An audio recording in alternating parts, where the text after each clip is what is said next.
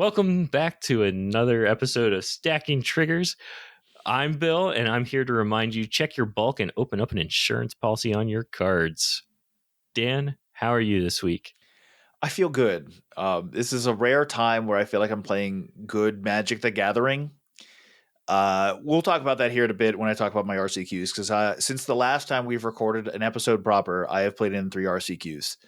We did record the previous episode early, so I didn't get to talk about it then. But and I have an update on the RCQ that I missed due to the limit. Oh, I'm excited to hear about this limit. Yeah. But before we get into RCQ banter, we have product announcements. Yes. We have fantastic product announcements. So that real go quick, along.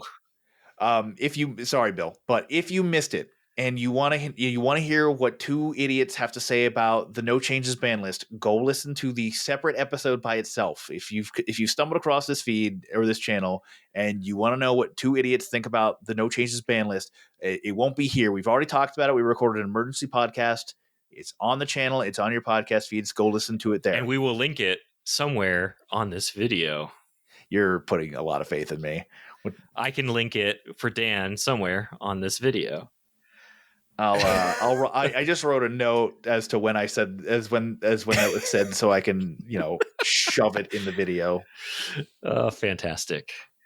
But yeah, so instead of a ban announcement, we got a product placement. One that I personally I'm welcoming this. I think this is exciting.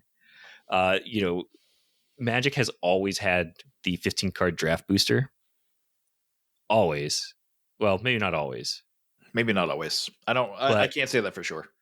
And there has not been a change in recent memory to the 15 card draft booster. Draft booster, yes. Good catch. Yes, draft booster. This is like one of the things that they were very careful to not really mess with, because old man yells at cloud. But with the push that they've made for all these special treatments and everything like that, they have seen a large decline in actual draft booster sales. And the play booster is a way to keep drafting alive, but also give us pack ripping junkies a little bit of something. I'm a junkie. I'm gonna inject you with the packs.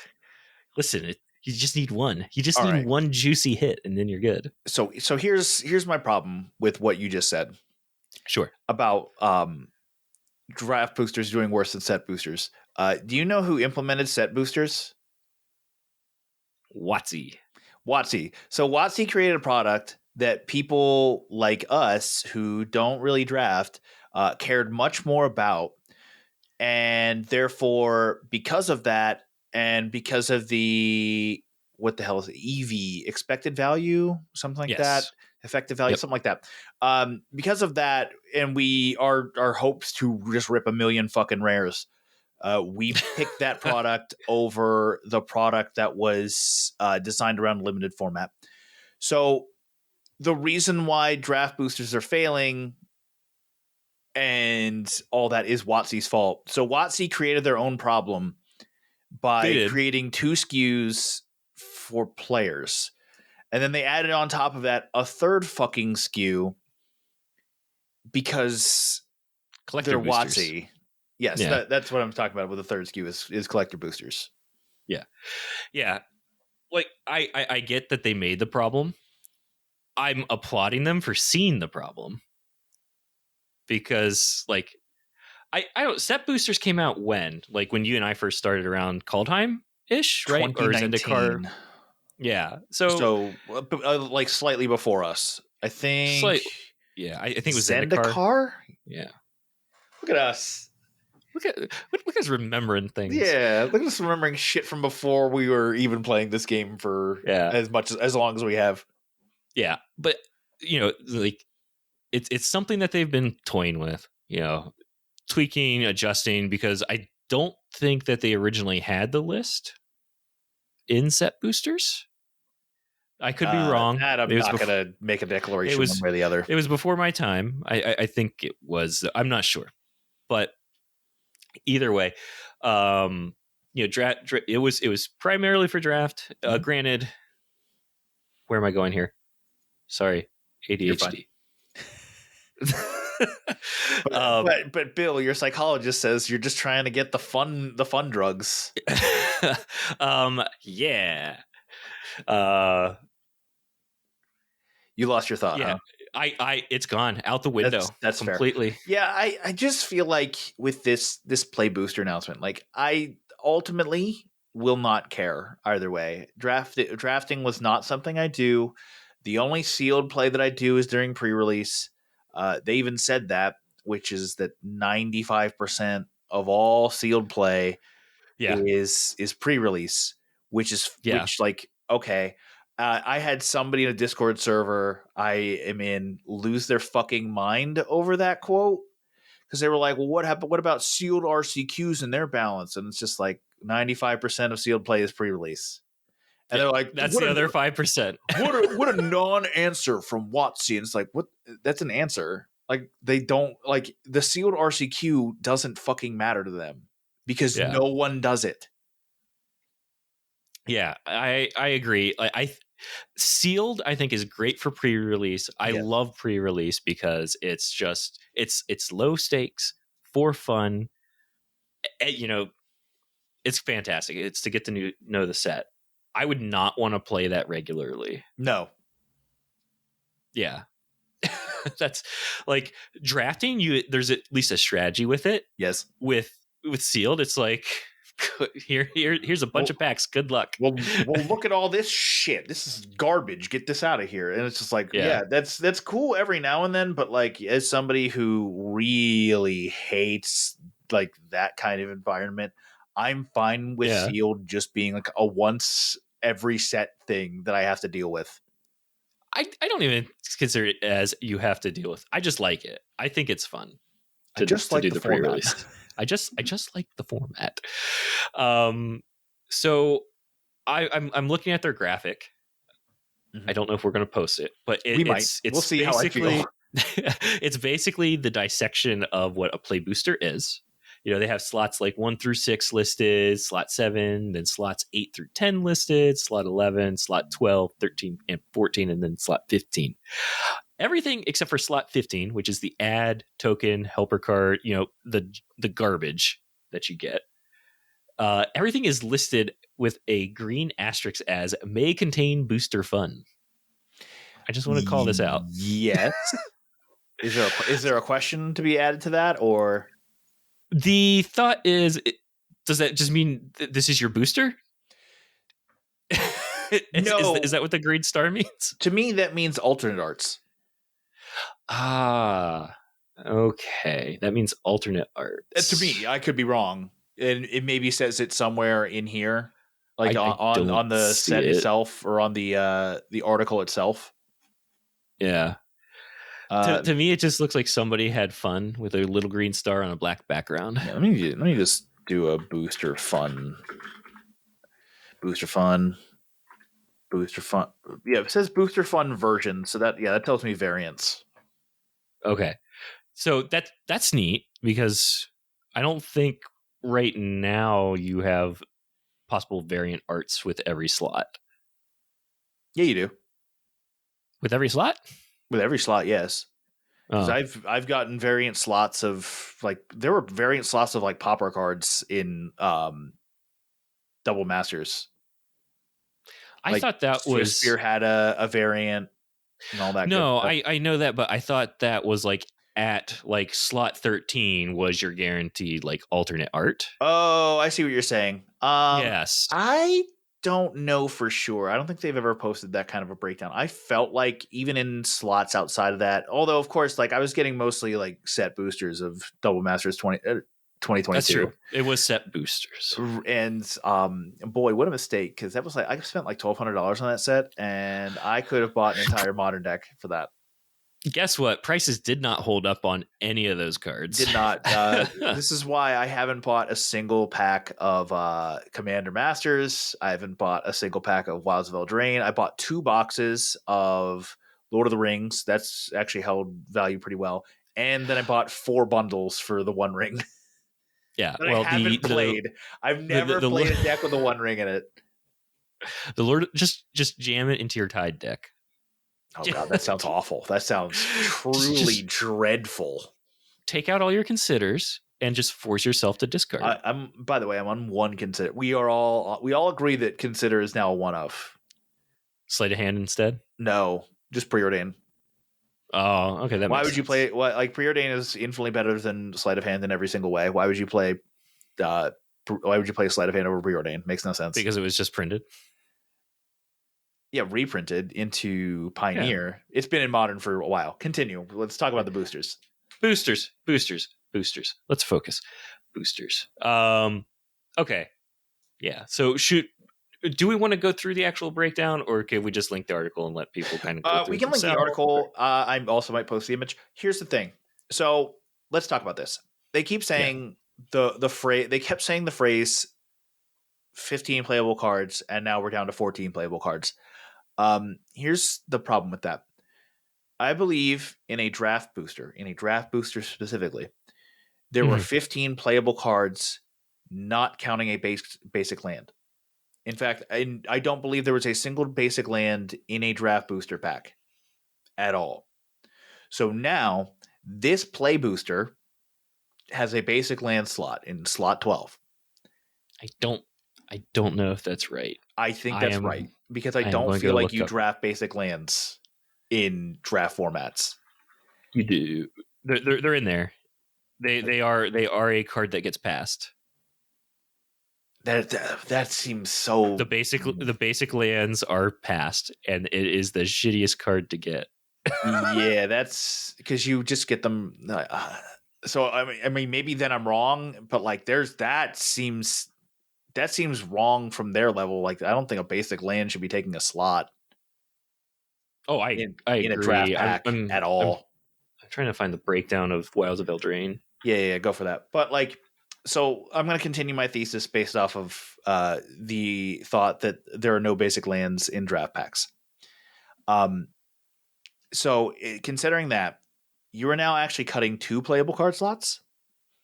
Mm-hmm. So your draft pool goes from what was 45 cards now to 39 cards, which could be fine. And also your sealed pool drops a total of 12 cards. Mm-hmm. Which, like, you're already scrounging sometimes to make a sealed deck that's worth a shit. Draft, I think, is Yeah. slightly less affected, but like dropping that many playable card slots in draft and seal in limited, I'll just say limited, feels bad, but that's just me as somebody who is not a limited enjoyer coming at it. Like, I could be wrong, and maybe like they said, oh, we're going to raise the floor on commons. Like, we're not raising the ceiling, we're just raising the floor, which, like, cool. I hope for less draft chaff because I feel like draft chaff is ultimately bad for the whole game And the like, environment. and the draft environment, because it's just like I don't want to fucking play this 5 mana card that says when another creature attacks, shoot yourself in your left nut. Like, that sounds it's just dreadful. A 5 mana 2/3 with no text. Yeah, like, why would anybody fucking play that card? Yeah. So looking at the actual draft booster of Wilds of Eldraine, it is 15 including the land. Including that. Okay. Then I was wrong. Including My whole thesis is wrong. So it is just one playable card, which shows you how little I play fucking limited at all. Though I don't know that a basic land is in a fucking draft pack. Yeah, I know because the few drafts that I've gone to, I always see the lands, and I'm like, man, hey, stop passing those. But I don't know. I like the idea of less draft shaft. Yes. And I think that's a good thing because that means you're going to see less, hopefully, bad cards and more cards that are meaningful. Not even as a drafter, but as somebody who's ripping packs. Right. Yeah. Sorry, I was just looking at the thingy. So the image I sent you. Yeah. The image of the draft breakdown. That's a great image breakdown. might also get included again. Who knows? So let's talk about slot 7. I want to talk about slot 7. Slot 7 is probably the most important slot. Slot 7. That is going to be listed here as the list/common. Yes. Oh. So here's the thing. What that means, because you're not going to get a list card in every pack. It also doesn't mean the list card is going to be a common. It just means that it's going to be a card from the it's list. either a card from the list or a common. Now, I keep seeing this like 1.7% shit. They're like, oh, you can get 4 rares in a pack. And it's like, yeah, you can. 1.7% of the time. Like, and people just keep saying that. And I see people complaining about people saying that. And it's just like, guys, it's so minuscule that this will ever fucking happen. That, like, I don't care even if there's three rares in the pack. Yeah.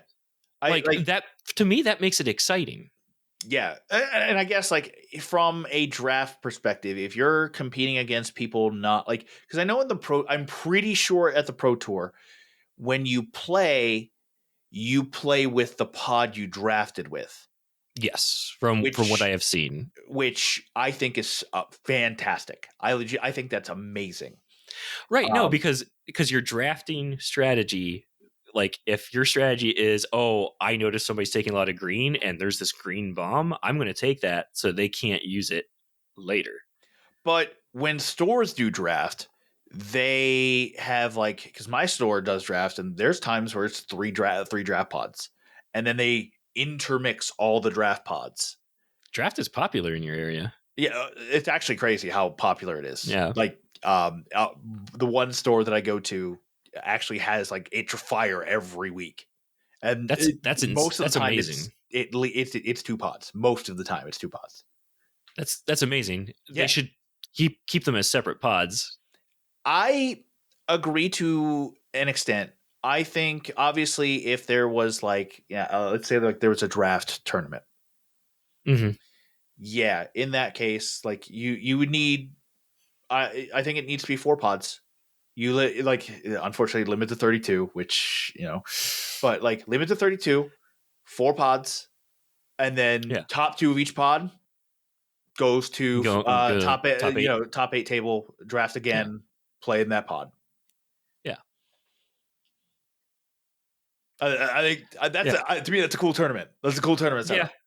Yeah, that sounds cool. Back to your point though, like people complaining that there's going to be four rares. Oh no, 1.7%. You still only get to pick one. Yeah, you still only get to pick one.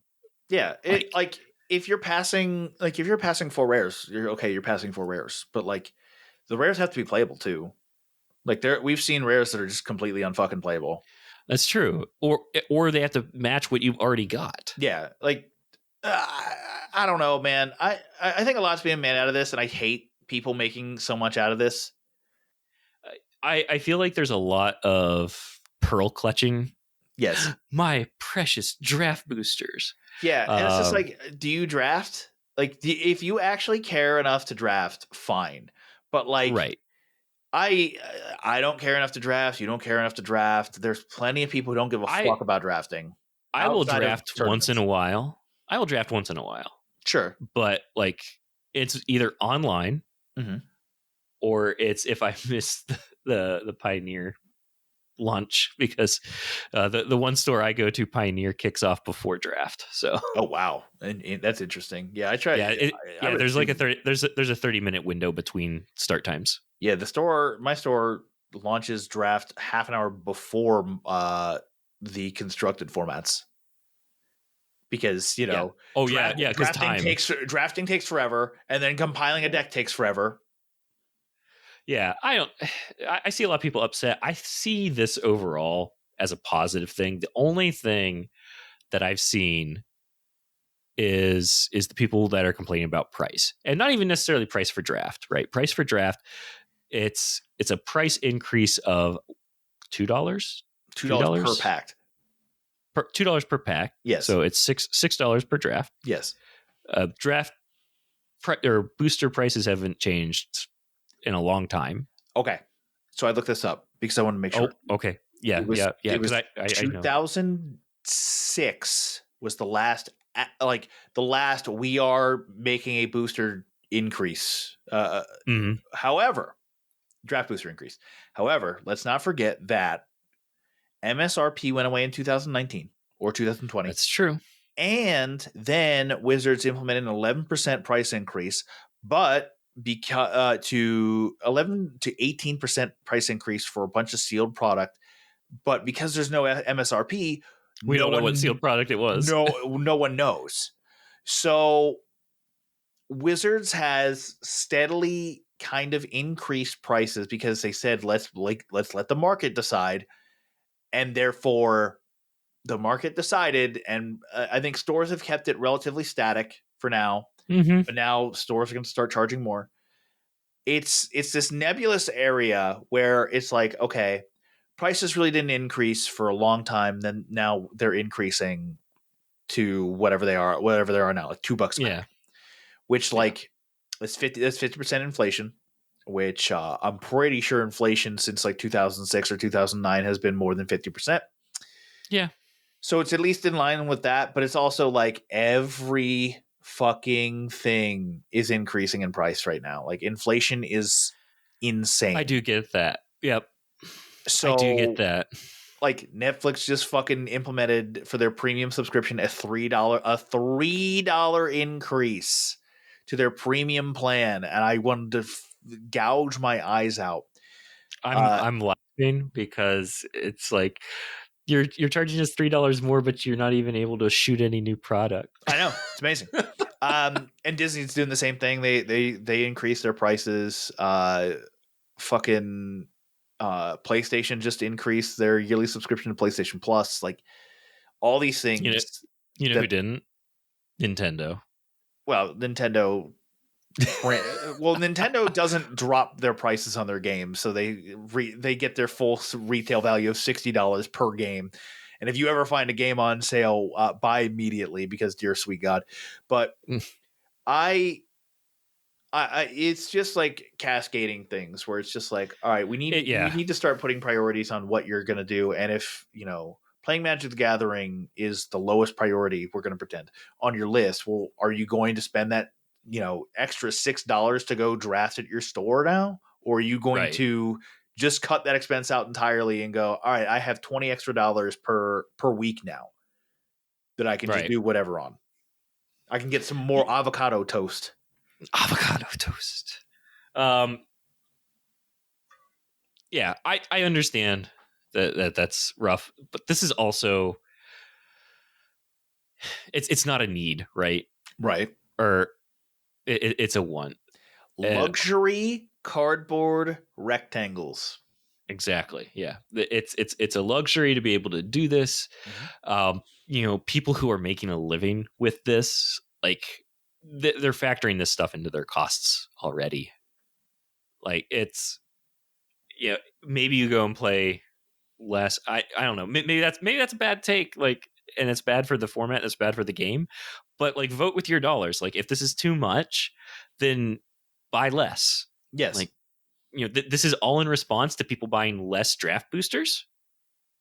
So, Wizards cast price increase. In right. response, consumer says buy less product. Yeah. So, I mean, like, I get it. It sucks Yes. that everything's expensive. I, I don't know. For me as a person who buys set boosters, this is not gonna. I don't think this affects I me. don't think this affects you at all. I think the price Yeah. is the same.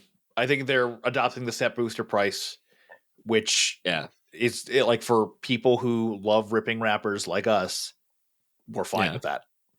Yeah. And I think the other argument too is like people were trying to buy draft boosters as a way to not spend the extra how much ever, like, because boxes of draft boosters were always cheaper than set boxes of Yes. boosters. Yeah, but like I 10 don't know what bucks. that. Yeah, I don't know what that difference was, but like people were trying to make that argument, like a $10 difference was preventing them from buying set boosters, Well, here's also the other thing. set They're booster going up boxes, I should to say. 36 packs for the play boosters in a Okay. box. So everyone, and they're modeling it off of this. So you have 24 boosters that go out for a draft, which means Yeah. there's 12 boosters left for prizing For prize support. Yeah. just from that box. But so Yeah. now, Yeah, they're keeping it in line with the draft booster quantity. yeah, what is 36 times 6? That's $216. What? That's $216 for a box. I think they're like 198 now. So For what set? Eldraine, I think. Wilds Hold of on. Let me Eldraine go. is $200. Hold on. Well, the one store is. I don't know if that's actually what the market says. I think you're getting price gouged. Oh well, I didn't buy. I think they're price gouging. They are a new store. Okay. So So hold on. I'm going to cardkingdom.com. Card Kingdom, please sponsor us. I don't care who sponsors us. Just somebody. somebody sponsor us. A Wilds of Eldraine set booster box is $129 Yeah. at Card Kingdom. So yeah, that's TCG player. It's 100. Yeah. Maybe it was a collector booster. I don't remember. Bill. That's Don't mind me. no, but I didn't buy it. No. But what I'm saying is like that's $100 increase on a fucking box. Yeah. And I don't know what I don't know what this guy's doing, but and then not to mention that's just a standard legal set. We have Modern Horizons 3 coming out this year or in 2024. Those packs were $10 a set booster, I believe. So now we're looking at $360 for a fucking box of Modern Horizons 3. Yeah. You want to know what he bought, by the way? Like, and like, I'm not pooping on him or anything, but it's just kind of funny to me. He asked somebody to help him kind of like pick his starting product to see what would sell. Sure. Because he's mainly a sports card guy, but he's breaking into the game space. Sure. And he bought Zendikar Rising. I mean, okay. Nobody buys Zendikar Rising, and as well as Strixhaven. Specifically Strixhaven Japanese collector packs. Am I crazy? Am I not able to find? I swear they said 36. I swear. I can't find it right now, but I swear they said 36 packs. I'm looking as well now. Because I like there that is such an astronomical price jump we're talking about here. Like that's like I've seen Modern Horizons 2 packs, like boxes, go for less than that right now. And Modern Horizons 2 still has like insane pulls that you can get out of it. Fury. The Cabal coffers. the entire elemental set are around $30. Ragavans are still 40. Murktide Regions crept back up. I got mine at $10. Let's go. Urza Saga, like I could go through all the fucking playable cards that are currently in Modern that are from Modern Horizon 2. I'm not going to, but like the fact is like you can still pull so much heat. There's so many bangers for $30. Yeah, plus. like that to me is crazy. That if I and some please correct me in the comments if I'm wrong, but like I swear to God, I heard the phrase 36 packs per box with the play boosters. And to me, if it's $6 a pack at 36 packs, and that's $216, that's untenable for somebody. Like I can never justify buying a box at that price. And then you have $360 for a premium product like Lord of the Rings or Modern Horizons. Well, and then what does it go to then when you buy your bundle? Right? Oh my God. I know you typically buy a bundle for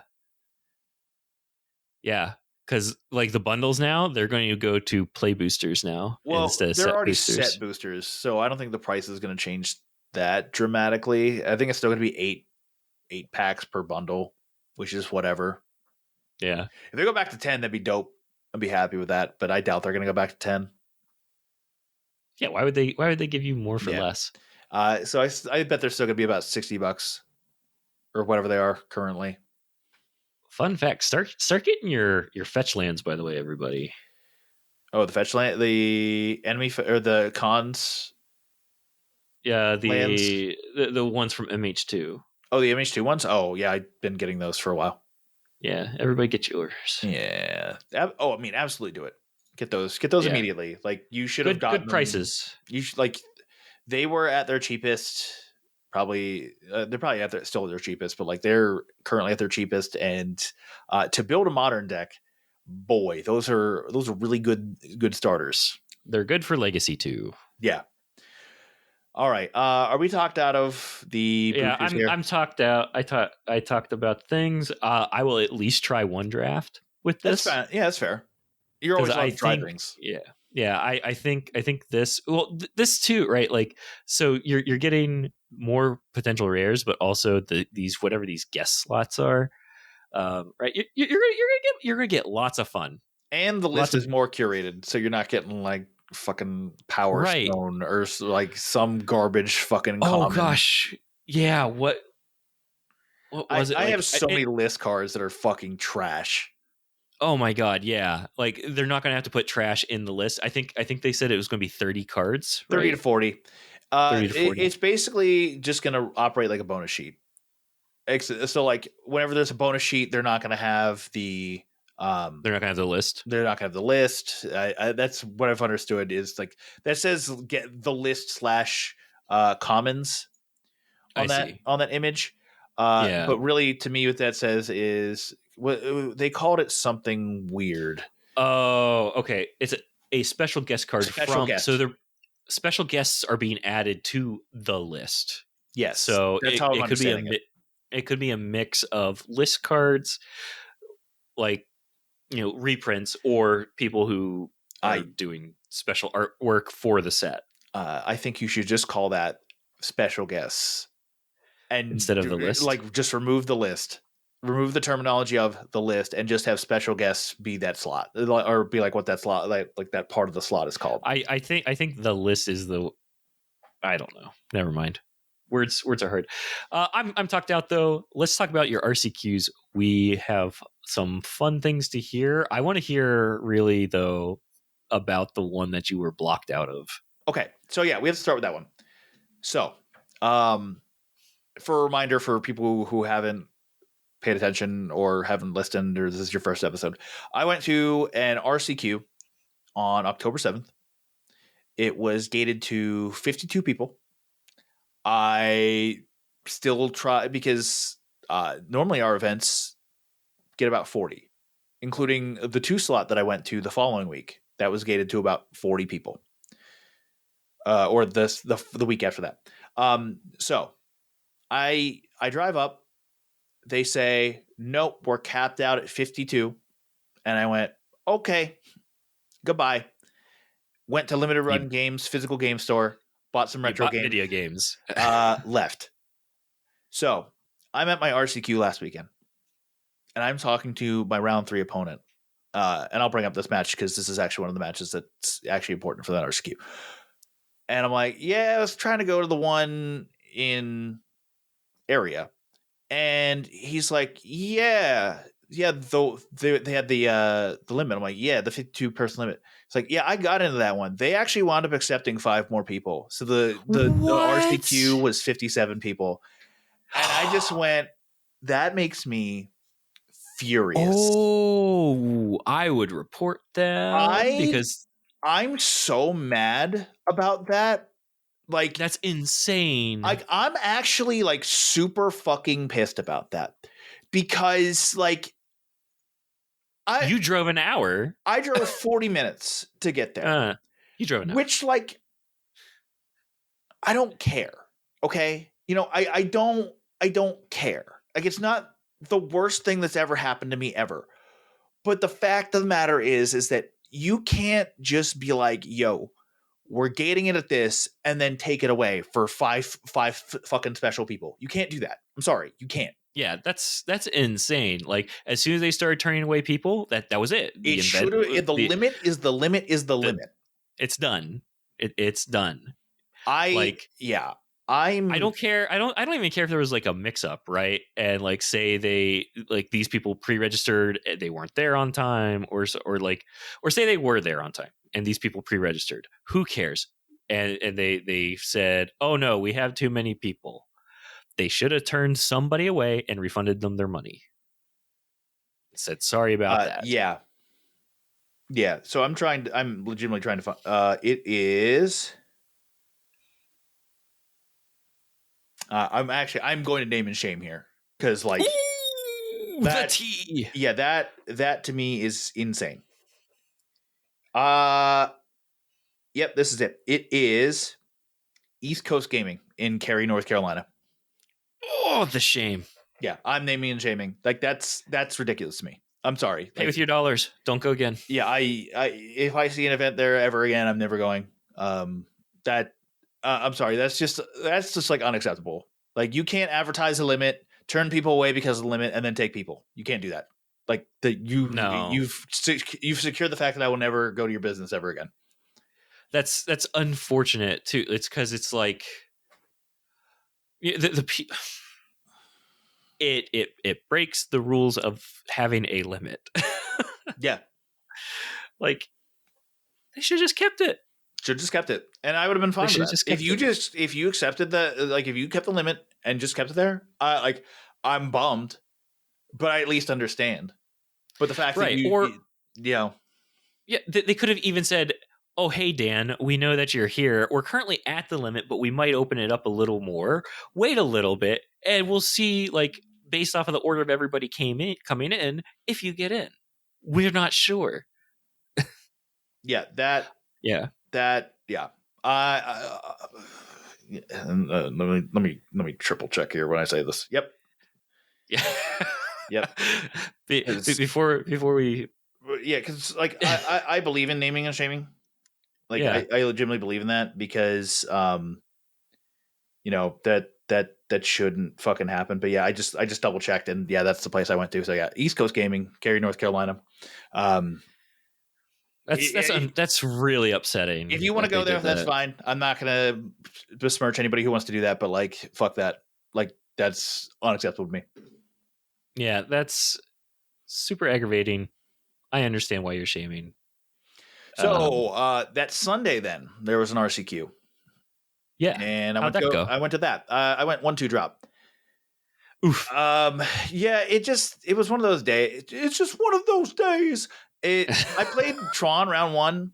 I just counted them out in game 1. Game 2, I went Ragavan, and then they went Urza Saga, and I went okay. Alpine Moon, naming Urza Saga, and they were like, "What does this do?" I'm like, layman's terms, your Urza Sagas are dead. Like be based off of state-based action. Right. I don't know the exact wording on the ruling. So if you want to call a judge, absolutely call the judge.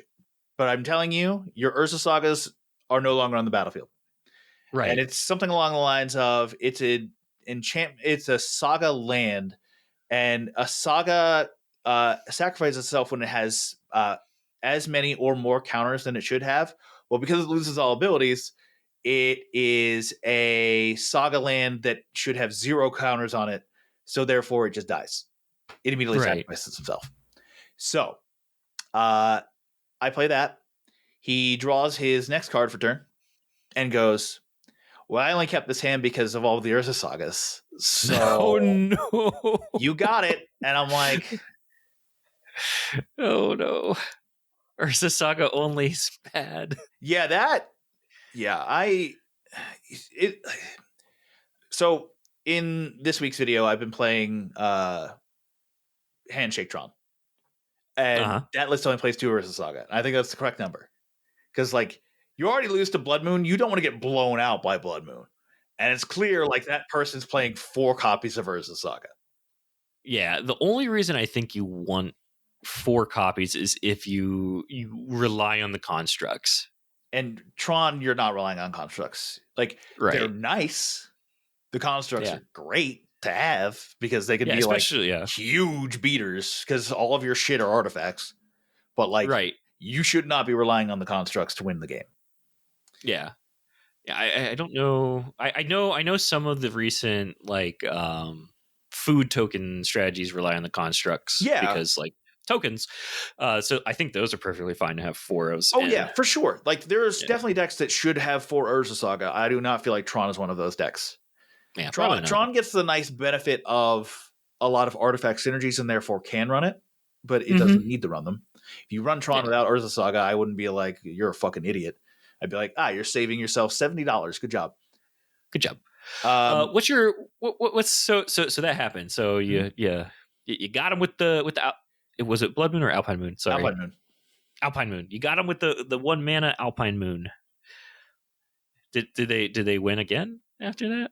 Oh no, I won the first game and then I Oh, I won the didn't. second. I 2-0'd them. Sorry, Like wasn't paying no, attention. you're fine. Yeah, I 2-0'd them. Like I played the exact Murktide strategy, which was control the board, eventually get to aggro pieces, and then win the game. Yeah, we need some Roll Tide merch. We do. Anybody who listens and does art stuff, we would love some. I would love to commission something for you. Yes, Roll Tide merch. Yes. All right. So round 2, I played against Scam. Lost 1-2. It was close. The unfortunate thing was I just drew too many lands in game 3. Game 2, I don't feel like was ever winnable. Game 3 could have been winnable if I just had drawn better. But it's the natural thing where it's just like sometimes you just draw into every single fucking land. Round 3, I played against Domain Zoo. Oof. I don't find that match winnable at all. They have Leyline Pining, Stubby. Like you have to get through their early shit, and this is why I say you're an aggro deck, Bill. Like when we're talking about you're an aggro deck, just aggro. So like that's all they do is they aggro, and all their stuff is big, so you're required to remove it with Unholy Heats. Holy Heats. Yeah. And boy, if you have no Unholy Heats, Oof. you're in for it. Or if you have no deliriums. Yeah, and if you don't have delirium, you're in for it. So yeah, game 1, I just never got to delirium with Unholy Heats. Round 2 or game 2, they played Rest in Peace, and I left in my DRCs and Murktides and just got completely blown out from there. So yeah. After that, I was just like, all right, I've had my fun. I'm done with this today, and went home. The second RCQ, this was a 2 slaughter. It was at the store that I won my Pioneer RCQ at, so I was like, better luck here. So round 1, I played a Hammer player. I have played this Hammer player 3 times in the last week. I played him at F&M, and by that I mean Wednesday Night Magic. I played him and lost. I played him at the RCQ, and then I played him again at Wednesday Night Magic. Yeah. So I played him 3 times in the past like 10 days, which is insane. All right, so you know his pattern. So I know, I know what he's on. Yeah. So because of that, and this is important, because I know what he's on, I mulligan towards like being able to do stuff. Unfortunately, in game 1, it doesn't pan out for me. I am unable to stop him. He ends the game at 24 life because of Shadow Spear. Hammer. Okay. I was like, how? Game 2, I kept in Blood Moon, which is normally actually something you're not supposed to do. However, wait, you're mainboarding Blood Moon? I mainboard Blood Moon. You mainboard Blood Moon in this format. Well, now you do. Well, even like this was last week. This was last week, about 2 weeks ago, or 2 weeks before that. 2 weeks ago was 4-color plus beans, plus Cascade Beans meta, plus Domain Zoo meta. So I was like, I refuse to lose to any of these multi-fetch fucking decks ever. I refuse. I refuse. So I left it. So I main deck Blood Moon. Well, I resolve a Blood Moon, and they have like 1 planes, no basics, and I'm just like, all right, I just control the board and win. And boy, what a Murktide victory that was. Game 3, boy, if I don't draw that exact same Blood Moon again and play the exact same Blood Moon and just beat it, just blow them out with it. Like Blood Moon is great when you can play it against Hammer. The problem is like by turn 3, Hammer's killing you. So you need to not be wasting your turn 3 to play Blood Moon. All right, round 2. I played against Scam. I lost in game 1. I lost 1 life from fetching. Yeah. In game. I want to repeat that to everybody. In game 1, I lost 1 life due to fetching. I am at 20. I won the game at 19 life. Um, 19. and then in game 2, I just played. I actually don't even remember this match at all. Like I don't. I'm just Oh looking at God. like my notes that I pulled out. But Yeah. I was at 4 and 1 when they were at 11. So I'm guessing I had like. Oh, I think I went Murktide into. I think I went Murktide on a previous turn, defended it, and then played a second Murktide to grow that Murktide to just one swing win. That Hmm. sounds like what I did. So I'm 2-0. I'm like, cool, great. We're killing it. Round 3. This is my round 3 opponent who told me about the limit being increased. They were on Yawgmoth. Ooh. That's like Murktide's worst fucking matchup. I got fucking smoked. Just fucking obliterated. Did he Fucking cord for 3? he quartered for 4. Oh Yeah, no. I got fucking obliterated that matchup. I hate that matchup. I played against it at F&M and I beat that guy 2-0. And I think he's played the deck a lot online, but hasn't played enough in paper to have the reps for it. So Hmm. I think that hurt him. Yeah. But also, like, I have so much fucking hate for that deck in my 75. Like, it's just like insane. I can't beat that. I don't feel like I can beat like a good player of Ryogmoth. Yeah. Like Ugh. if I run into a comparable skill level player, I'm on Murktide, they're on Yawgmoth. I feel like I'm losing 100% of the time. Yeah, because they always wait till they can do the combo before getting the Yogg. Yeah. And Yeah. then with Murktide, you side out Spell Pierces and Force of Negation. Because outside of Chord, you have no hits other than Agatha's Soul Cauldron. Yeah.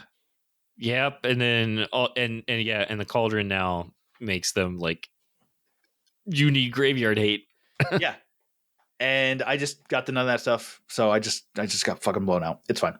Round 4, I played against Cascade Beans.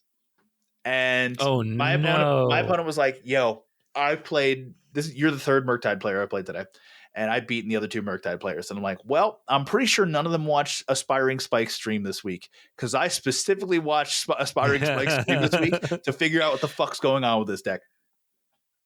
Did you smoke him? Oh, I smoked a 2-0. Just smoked him.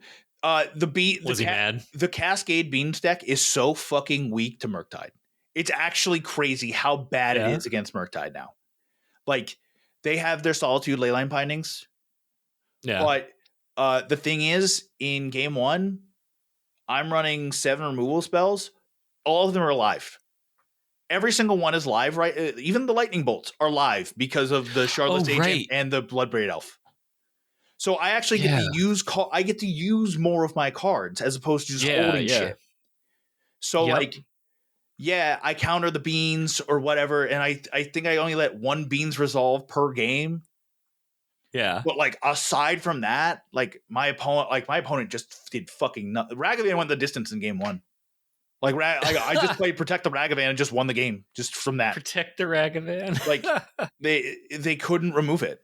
Like Good. they played Solitude, didn't let them play that. They went Leyland Binding, didn't let them do that. They tried to Cascade for Beans, didn't let them do that. Killed the fucking creature. Yeah. It's just a really weak deck to Murktide. It just Yeah. is. Uh, but those other 2 players hadn't seen. None of them watched Aspiring Spike. Apparently, Nobody saw the meta coming. Apparently. I knew that I had to watch Spike, and especially when he was going like 20, 21-5 or whatever. It Oh my was god. Yeah. Yeah. He was nuts. Yeah, I knew Yeah. as soon as I saw that record, I'm like, people are playing this fucking deck. I have to absorb as much Yeah. as I can about this deck. And I just keep Yeah. seeing a 3-2 Cascade with haste and a 2-2 Yeah. Cascader, and I'm just like, all my lightning bolts are fucking live. All your unholy heats All don't need delirium. Yeah, all because they play 1 Omnath. And I'm Right. like, that's the one card that I need like delirious unholy heat for. Right. And they're Everything not else, going to I don't cascade give a into shit. it. Yeah, and they They're can't not going to cascade into it. cascade. Yeah. So are they ever going to see it? Who knows? Doubtful. But yeah, Yeah. I'm sure the Cascade Beans deck is being fitted, but like in that state that it was, it was still very new. And Yeah. I just don't think Spike. I don't think Spike played against a Murktide player who knew what they were doing against it. Well, yeah. No, well, nobody had seen it, I think, Yeah, until that week, so it was still very new for a lot of people.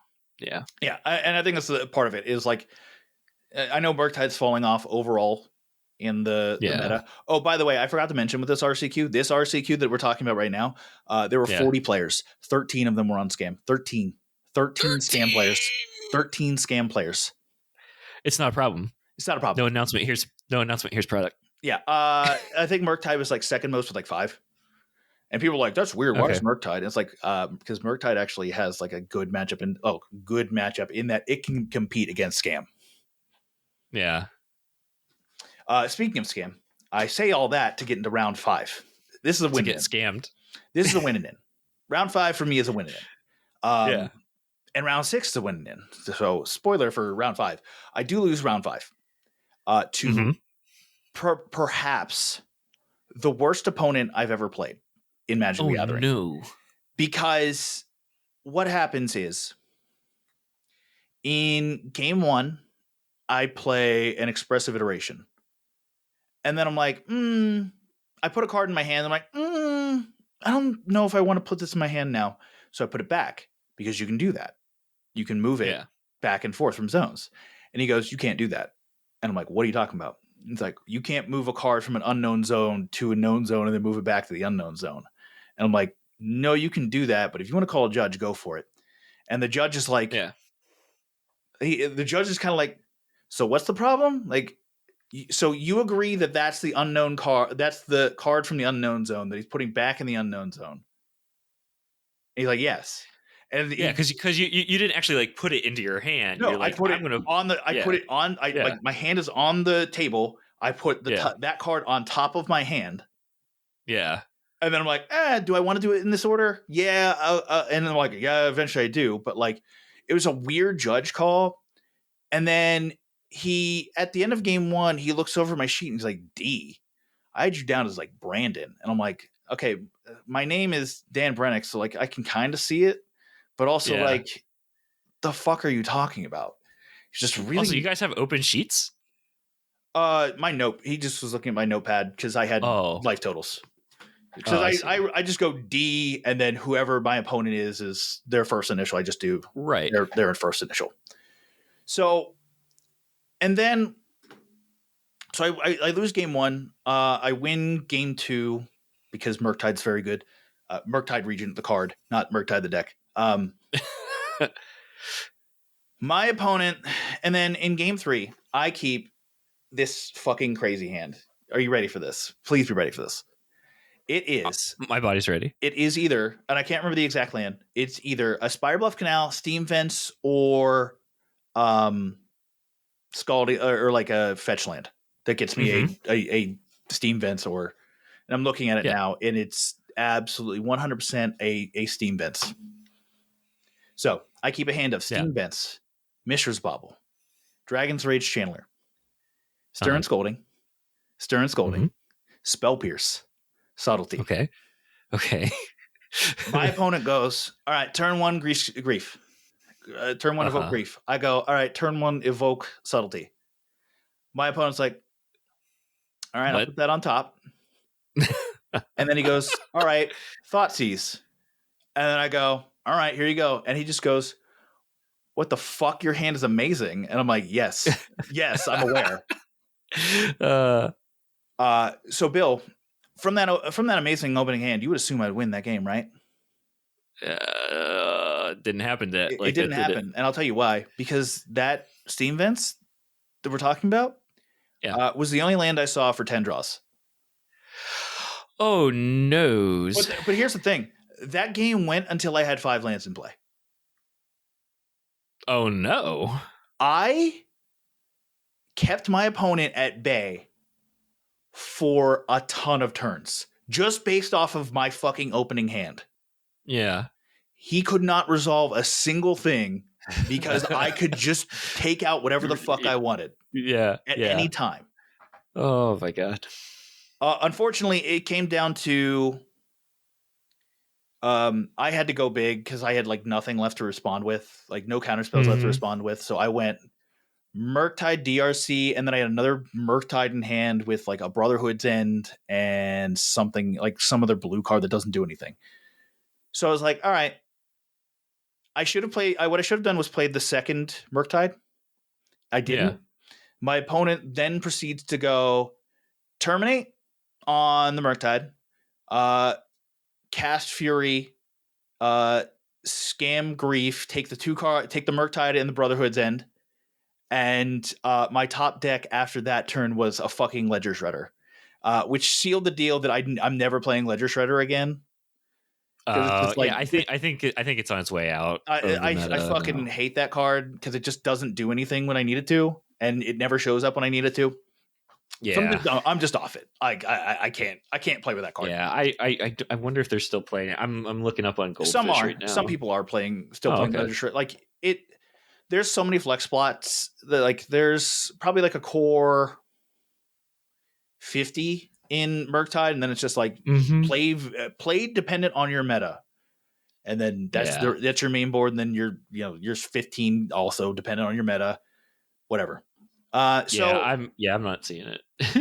that game goes forever. It's the last match of the round.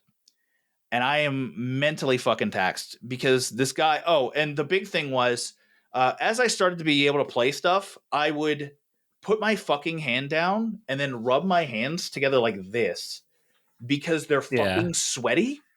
Right. Because it's a winning in, and I want to get. Like, I get nervous like when I get to like top 8 potential scenarios.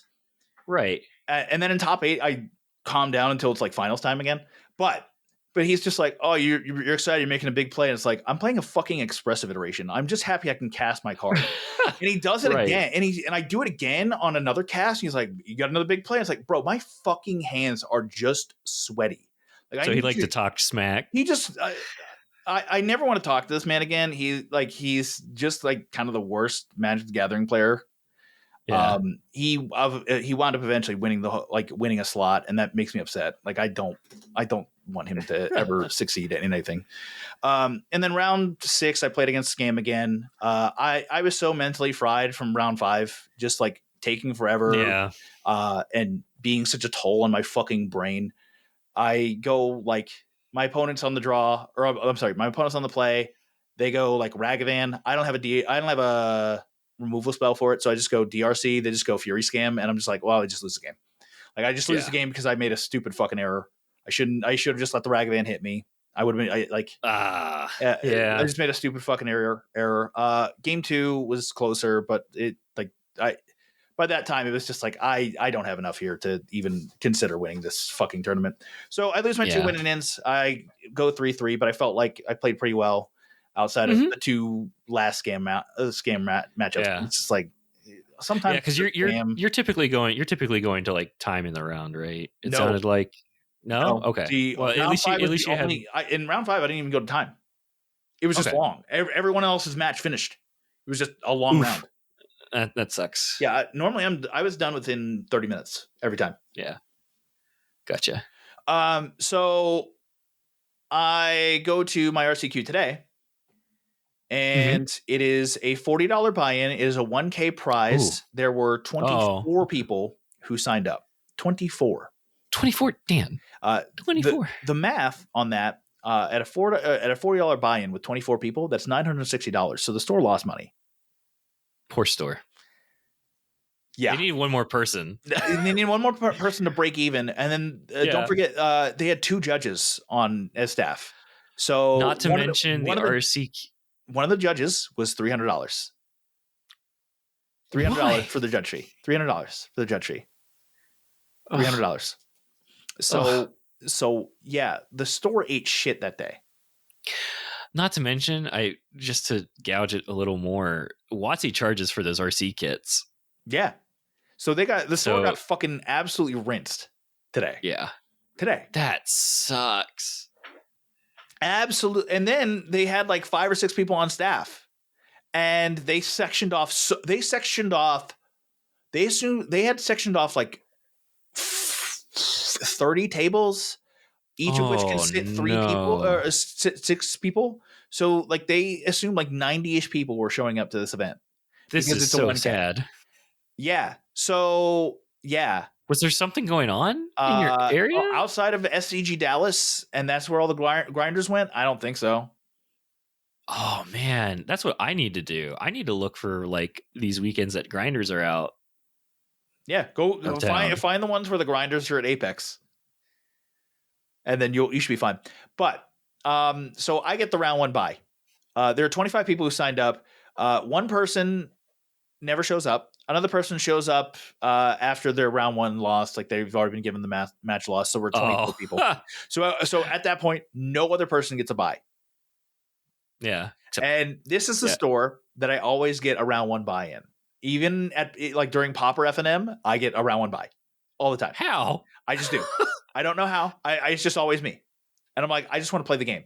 Today I'm just like, I'll take a free win. Like every other day, I Yeah. was like, I just want to play Magic. Today I was like, I want a fucking free win. Give me the free win. So I get my free Right. win. Round 2, I play against Rhinos. Boy, let me tell you what a good matchup is for Murktide is Rhinos. Rhinos. And I played a spectacular match. Like I didn't overextend myself at any point. I always held up my counter magic for Nice. Rhinos. I also knew going in what he was playing. This goes back to something we've said before of like people just looking at stuff and being like, I know what you're playing based off of blah blah blah. Yeah. Like I did that all last week all last week for at the 2 slaughter. I did that all today. It's it sucks. It's probably stupid and probably should be fixed in some way, shape, or form. But yeah, I mean, if you can do it, do it. But yeah, I beat Rhinos 2-0. So I need one more win. And then I can double draw and get in. My opponent in round 3 is Tron, which is normally a great matchup, except for the fact that I'm on the draw this time. They go turn 1, Tron land into map. And I'm like, okay. And then I just play like an island and pass or something with a spell pierce up. Yeah. My opponent then goes second different Tron land pass. And then they immediately sack for fetch find the third Tron land, and I'm like, cool. So they try to resolve a Karn liberated on turn 3. I counter that, and I'm like, okay, I can't really do anything here. I just kind of have to keep sitting while I have counter magic. And eventually they just kill me. And it's just like, I don't see how anybody beats that exact hand outside of like having a prismatic ending for an expedition map. Jeez. Game 2, boy, they just natural Tron. I counter all their early shit and they just natural Tron. Now, I have a Ragavan too. And the big misplay that I made, I had 4 mana passing into their turn 3. I had an Alpine Moon in hand. I should have played Alpine Moon naming Urza's Tower. Dang. Because they dropped Karn, the Great Creator, got a Walking Ballista, killed my Ragavan. And that was all the pressure I had. So I made the mistake. That's 100% a mistake on me. I should have not made that mistake. Yeah. But from there, I have no tempo. I have no pressure. And they just they get a Beseiju. They just had everything. They just drew everything. I drew a million lands. And it's just like, okay, I have to shake this just happens sometimes. Shake it off. Yeah. Round 4. Shake it off. It is against Scam. And the only adaptation they had that was slightly different was they brought in Hidetsugu Consumes All. Boy, what a good card against Murktide Regent. That's a very good card in general. Yeah, it's great again in multiple matchups, but like if all I have on the battlefield is like a DRC or a couple DRCs and you play Hidetsugu who consumes all, boy, what a blowout we say. And then my future Murktides are fucking dog shit because I don't have anything in my graveyard. That's awful. I don't remember. I think I resolved one Murktide that entire match, which is your card to win. Oh, and they immediately terminated it. That sounds less like scam and more like Rakdos mid range. It kind of was. They never scammed me. Like they just kept like these super seemingly medium hands, and it's just like, why are you playing the deck if you're just keeping these super medium hands? I bet they also had in there. What's the pyromancer that you can discard? Seasoned Pyromancer, they did not. I bet it was in their list. I bet you I just didn't see it. Guaranteed it was not. No one plays Seasoned Pyromancer. They play Fable the Mirrorbreaker. Okay. I guarantee you, Seasoned Pyromancer was not in any of their cards. I never saw it one time. Okay. I never saw it a single time. There's no way. In a Bowmasters meta, there's absolutely no way they're playing Seasoned Pyromancer. And if they are, my god. Yeah. So yeah, they just kept these super medium hands. I kept these like very control-y hands. Yeah. Control-y hands from Murktide typically just win. I believe I won game 1, lost game 2 because of Hidetsugu consumes all, and just outgrinded for game 3.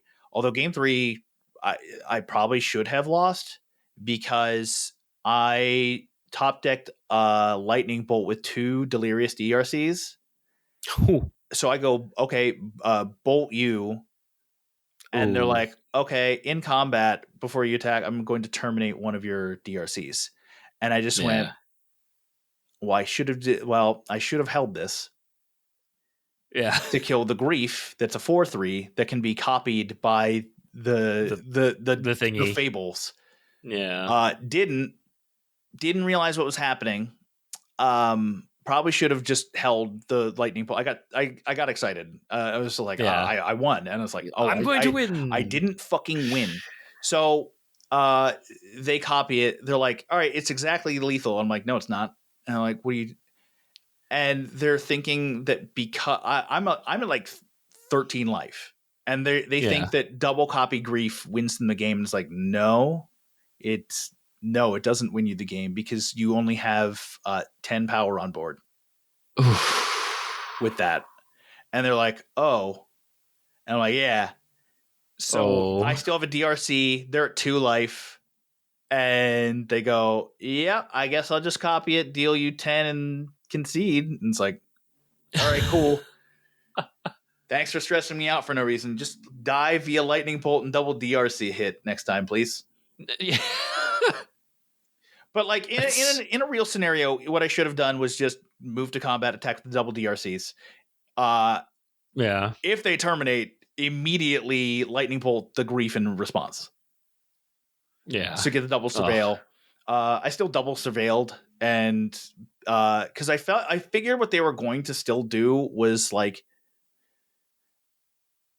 maybe have another removal spell for the DRC, like a Fatal Push or something, and then just kind of like Grief lock me out of the game, which is probably correct. Yeah. Like in my draw step, activate Fable, copy Grief, and then just Grief lock me out of the game that way.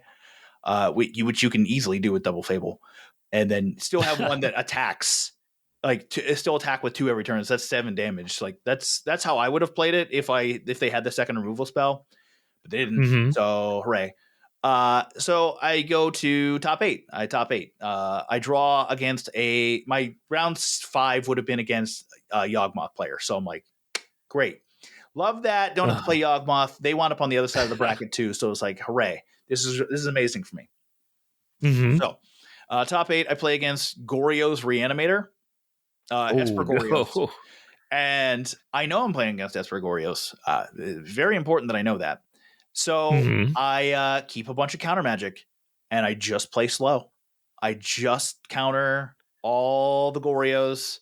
They ephemerate Philology Archaeologist a lot. I at one point thought they were going to deck themselves because of how much they were ephemerating Philology Archaeologist. So I'm just like, I mean, if this is the only play you're happening, like, and you're just getting a 0/3, fine. I don't care. Yeah. You can have a 0/3 all you want, or like you can have a 1/4 all you want. I don't care. All I care about are the Goryos resolving, and assuming the Goryos don't resolve, all I then care about are your Solitudes removing my shit. And I drop an 8/8 Murktide. They go Solitude. I go Counterspell. They then play another Solitude in their turn. I'm like, all right, I gain 8 life. Thank you for putting me to 25. I really appreciate that. And then I drop a 7/7 Murktide on the next turn, successfully protect that, and just win the game. It took many, many turns, but that's the way you have to do it. Is you just have to grind and control until you get the spot to unload the Murktide on them. Unload the Murktide. So I bring in, and this is important, I don't bring in Blood Moon, and I actually side out my main deck Blood Moon against Esper Reanimator. Would you like to guess what the first 3 lands they fetched were? What were the first 3 lands? Basic Swamp, Basic Island, and Basic Plains, assuming that I was playing Blood Moon. Would you like to know how many other lands they played after that point? How many? 1. Ooh. They milled every other fetchable land in their deck. Jeez. And the thing with that deck is that at some point you can actually make Atraxa castable, and Gristlebrand can be castable. So that way you're able to still function. Yeah. But they milled every single one of their fetchable lands. So they can't even cast Grief or Solitude. Because their final land was they played the basics and then a breeding pool. So they can't cast Solitude. They can't cast Grief. So they're always -1ing themselves. And I'm just like, continue to counter Gorios. Just continuously counter the Gorios. It's the only card I care about resolving. Yeah. I'm not playing threats at all. I'm just sitting there being like, all right, here's an Expressive Iteration. I have 3 mana setting up, pass. I have Preordained. I have 5 mana setting up, pass. And I'm just doing that consistently over and over and over again. And That's eventually insane. just grinds them completely out of the game. Boy, what a cool, awful way to win a game. It's so boring to watch and probably experience to be on the other side of, but that's kind of how Murktide wins a lot of games. Yeah. Oh my God. So I'm top 4. And this is where the story of this RCQ happens. I am playing against the Tron opponent.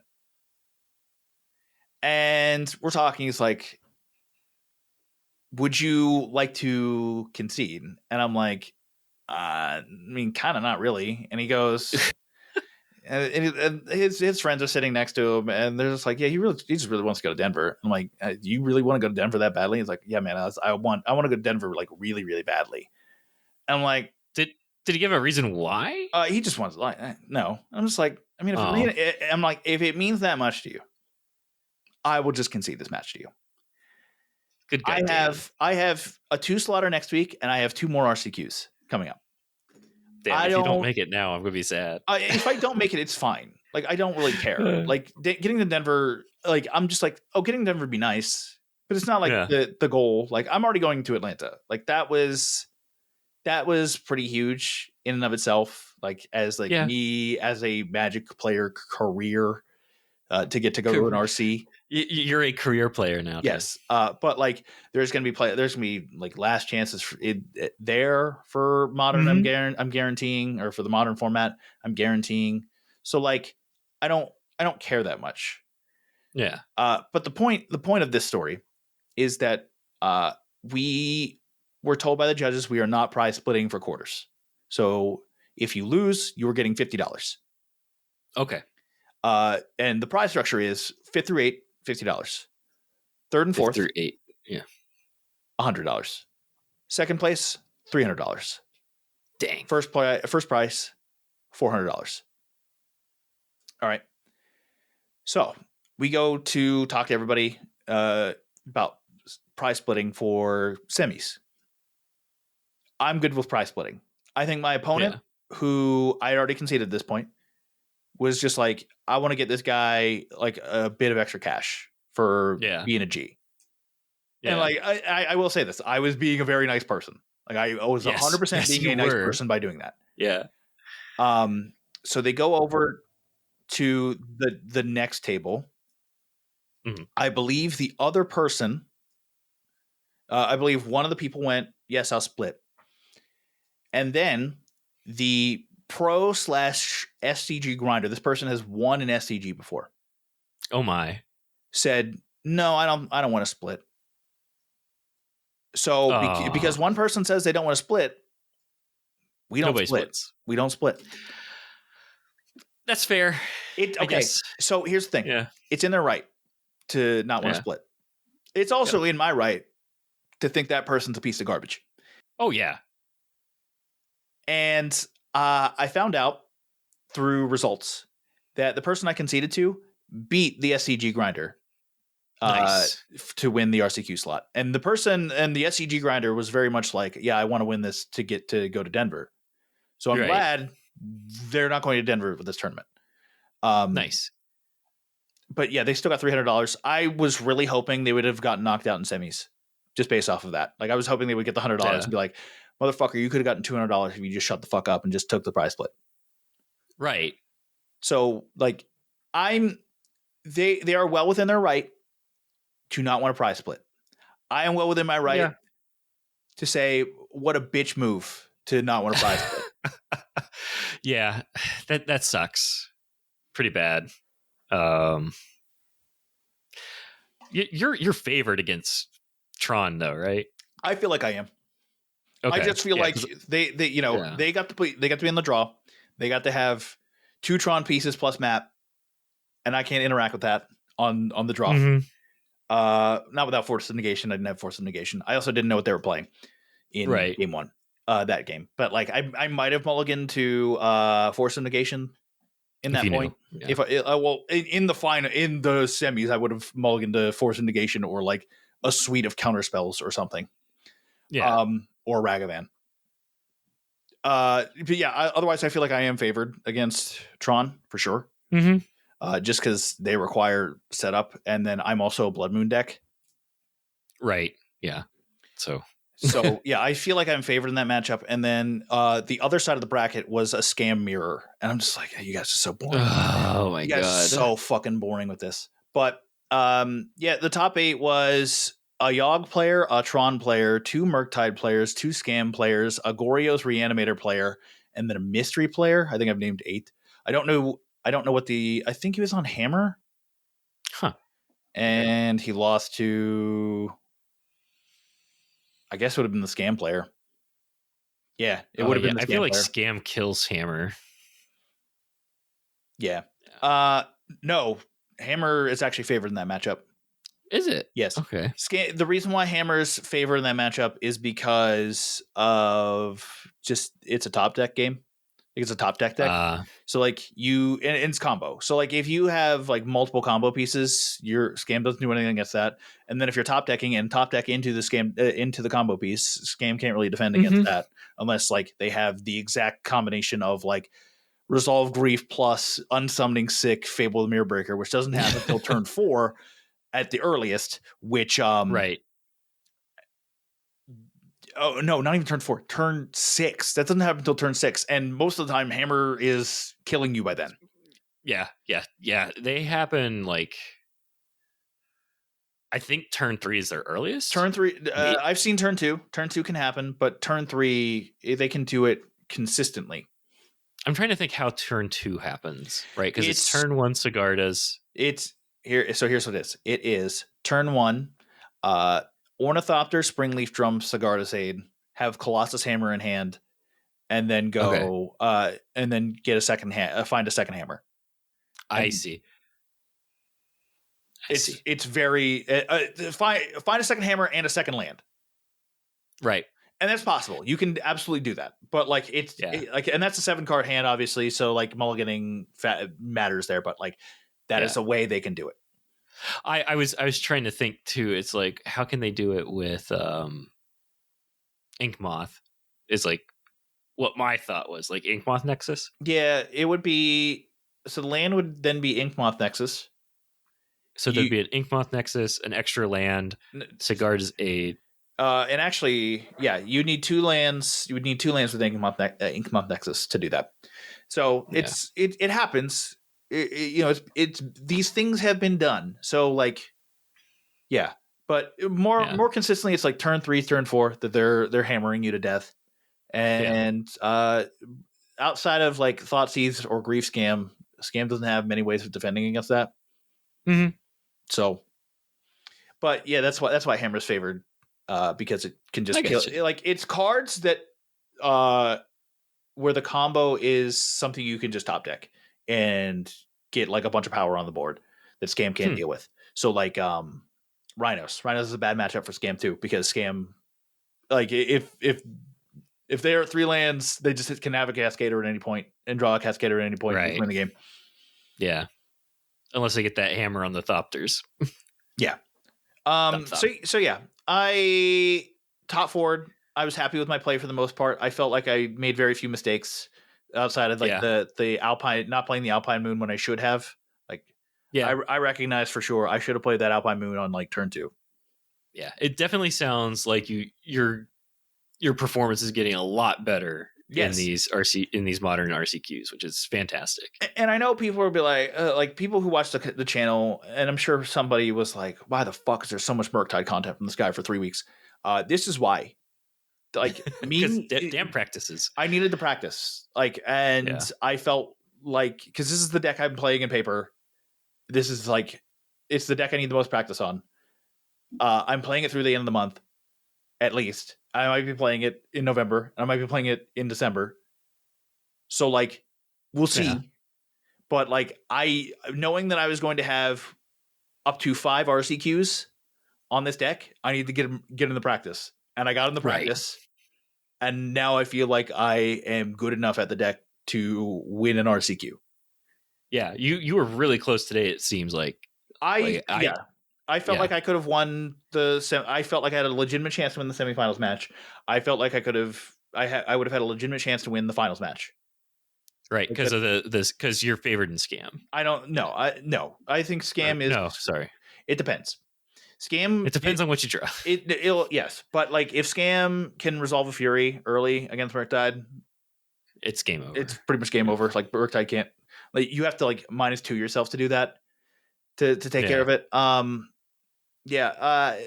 of that, like the longer the game goes, typically Murktide is more favored because Scam runs out of steam at some point. Something I need to start doing, and I need to recognize this, is that Fable and the Mirror Breaker is a really good card, and I should probably actually just be countering those and not saving the counter spells for Furies and Griefs, and just because the Fable accelerates it helps them find answers so quickly. It helps them find answers. They get treasures to help accelerate their game plan. So like on turn 5, now they can actually play, they can hard cast or on turn 4 they can hard cast Grief hard cast Fury when they probably shouldn't be able to. So I think I need to start respecting that. But that's just like, I'm able to play around it sometimes, but like I felt like every time I was going to lose against Scam, it's because they resolved Fable. Wow.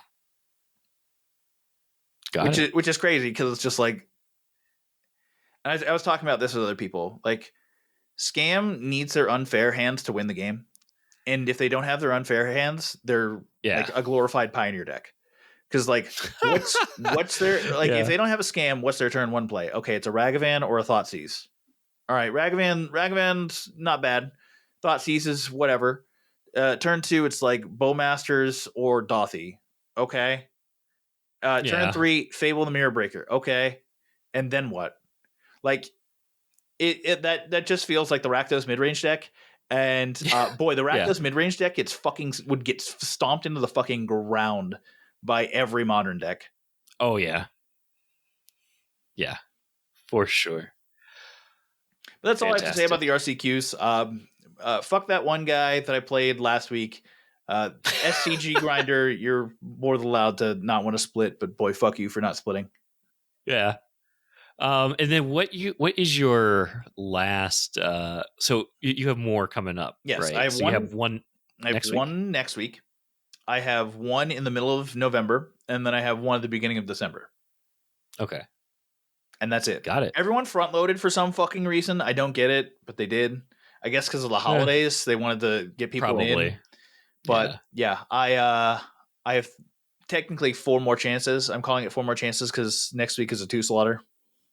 Mm-hmm. That makes it. Yeah, that makes sense. I have faith in you. I think you'll do well. As long as I continue to top 8, I'm fine. Like I feel like at this point I should reasonably expect top 8ing in these events.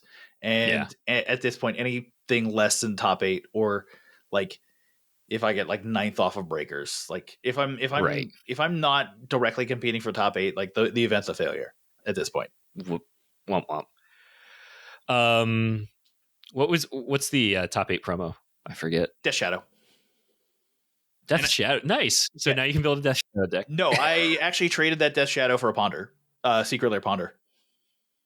Ooh, which Secret Lair Ponder? The one from the... Was it the one that we got, the Advent Calendar one? Is that the weird, trippy eye drop one? Yeah. Yeah, that's the Advent Calendar. Yeah. There's also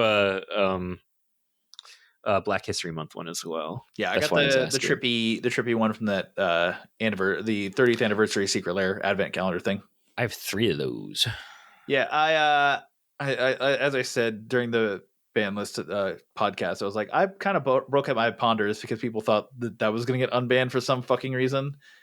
Boy, didn't get unbanned, so we're good with that.